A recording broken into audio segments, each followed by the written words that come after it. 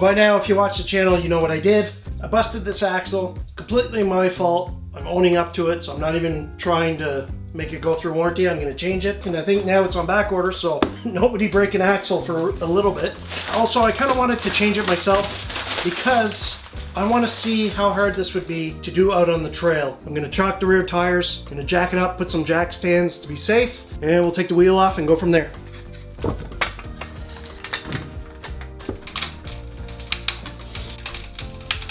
I'm just gonna leave that on, get the tire off, and then I'm gonna lower it to a safer height.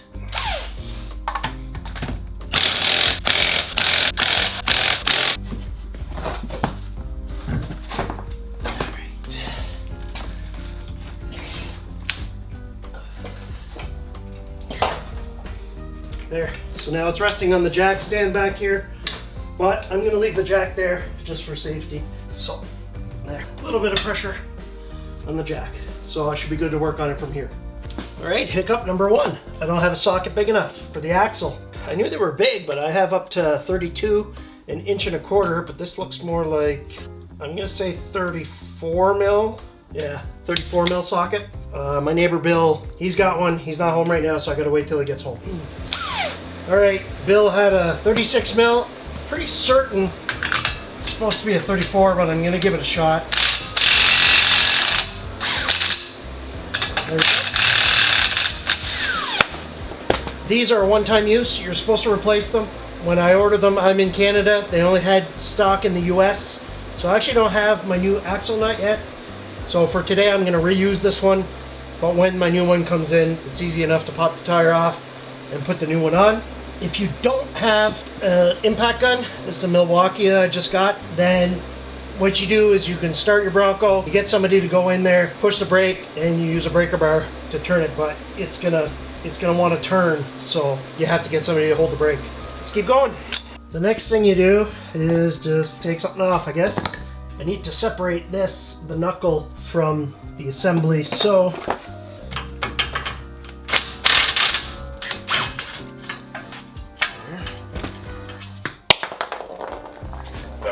got it.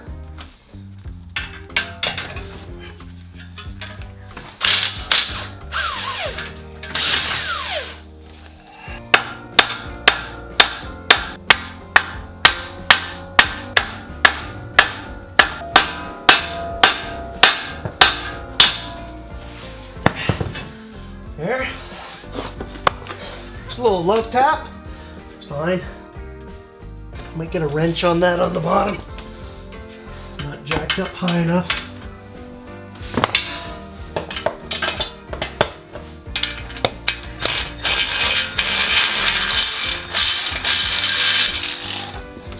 So that's released from the bottom. Let's see. I can almost wiggle it out. Alright, so I need this to drop down. So I'm gonna hit this with a hammer. Oh, look at that. A little bit of tension. So it dropped down, and you gotta be careful all your brake lines and stuff. Put this piece of wood here for it to rest on. Yeah, that shaft is broken. Okay, I should be able to knock this out. I know I've seen other people do it, and they wanted to protect the threads, but I'm changing the whole thing, so. There.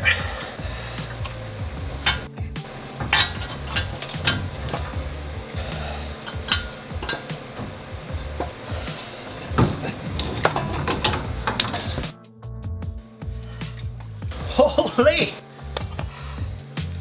Look at that. You guys see that?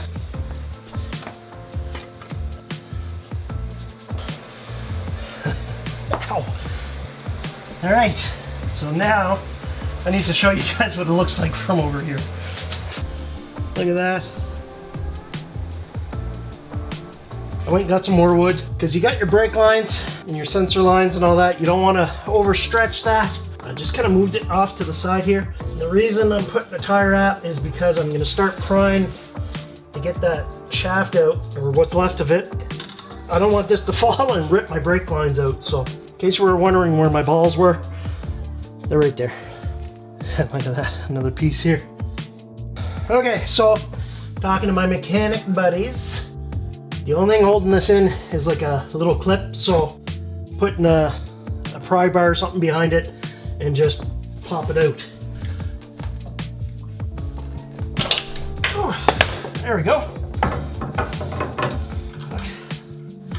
Ain't bad at all. You know what? These splines are... Nothing wrong with these splines at all, thank God. It's fine. Holy shit. Look at that. Even took a chunk off the side. Can you guys see that? I don't know if it's focusing on that. I just want to show you guys the seal, because if the seal's not leaking, don't change it if it's not destroyed, because a lot of times what will happen, you'll take the old seal out, it'll be like glue or whatever, you'll put the new seal in and then that will leak. So if it's not leaking, don't change it. It's kind of hard to see, but the seal's in good shape. I'm not losing all that much fluid. Just gonna change my gloves. I'm gonna grab the new shaft and just try to shove it right in. All right, so here's the beautiful new shaft. So I should be able to, I guess this might be in the way, but I'm gonna try to put it in anyway.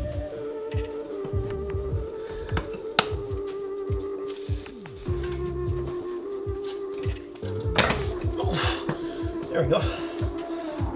All right, so I turned it until I could feel the splines going. So what my buddy Al said is you just keep ramming it in there and it should, like, you should feel it click past the seal.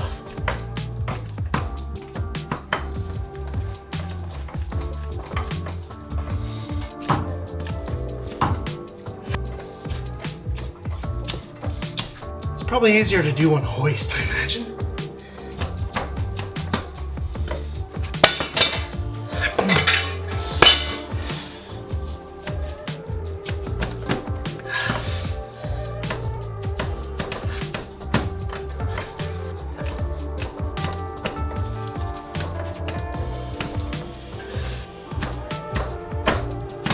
There! I'm out of breath.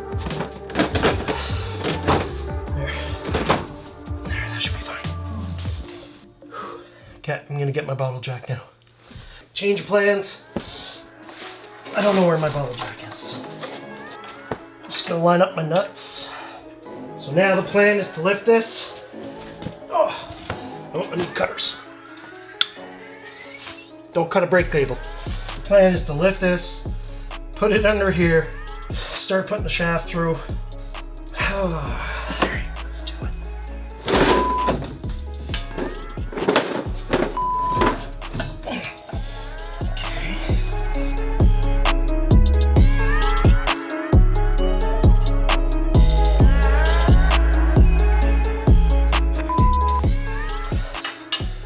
No, it's not this one.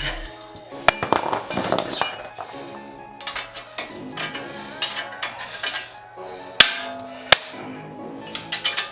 Okay, I got a couple threads on the bottom. I feel like dying. There. Let's get this one on. And then at least it'll hold it.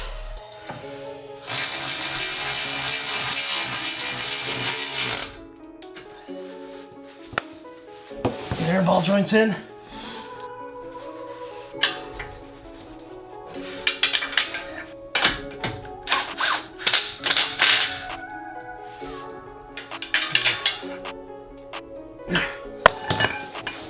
All right, so that's tight. It's not going anywhere. All right, so I'm just gonna put this nut on. Splines are lined up. I don't want to hit it with the impact right away. So I'm just going to crank it on by hand and make sure I'm not encountering any resistance. But yeah, nope, pulling the shaft in. Okay.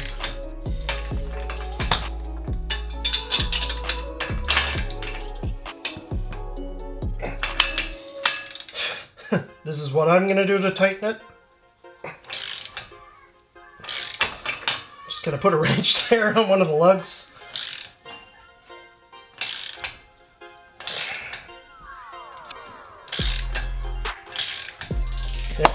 That's gonna get replaced anyway.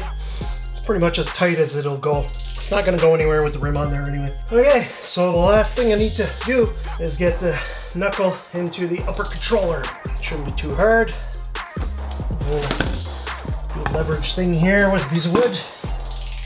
That's not going up. This has to go in.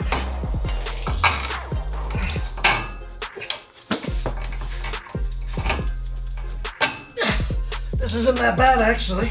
There, now that the nut's in, I'm not gonna hammer it on with the impact, I'm just gonna put it on. I'll finish it off by hand, just to make sure I don't over torque it. That ball joint is just turning there. I called somebody and they said just to push the cone down to put some more pressure on it. Sense. Yeah. And it's working. So I'm just, because the whole ball joint bolt was spinning, but it's cone shaped to stick in there. So just by putting that little bit of pressure on, it's gonna pull it into place. There we go. Now it's actually getting tight. So I can let that go. So this stuff isn't that hard to do on your own. If you're doing this and your knuckle looks different than mine, it's because I have the 5-inch rough country lift, which comes with a new knuckle. So don't worry about it. I'm just gonna hand tighten everything now. Make sure everything's good. Nothing seems to be leaking from there.